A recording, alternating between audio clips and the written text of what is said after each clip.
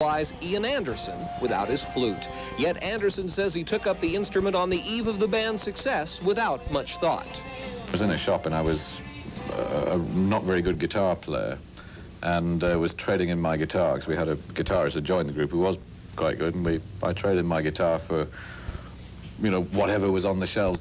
My eyes fell on a flute and I thought, well, give it a go. Nobody else does that. Too Old to Rock and Roll, Too Young to Die is the self-mocking title of one of Jethro Tull's albums, and Anderson admits to suffering the occasional time warp. You walk into the record company office and see a poster of somebody called Dweezil Zappa there, and you think, what on earth is this? You know, you realize it's, you know, Frank's Nipper. I mean, it's, sometimes, yes, you do feel, you know, like you've been around a long time. But the time when it isn't incongruous, luckily, is the couple of hours when you're on stage doing a show.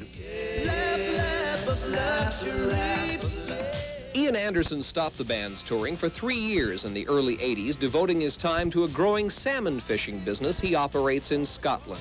He now owns 7 successful farms, and it's freed him from financial concerns, but not from human ones.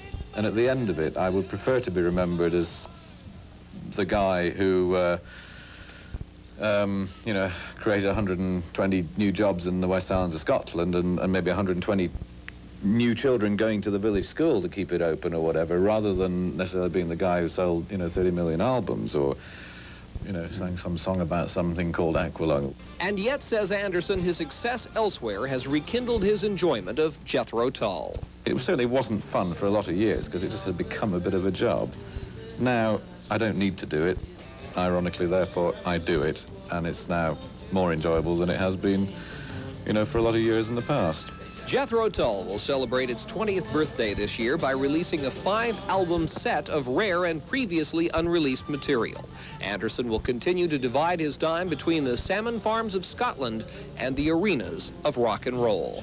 Dennis Michael, CNN, Hollywood. Coming up in the next half hour, we'll tell you about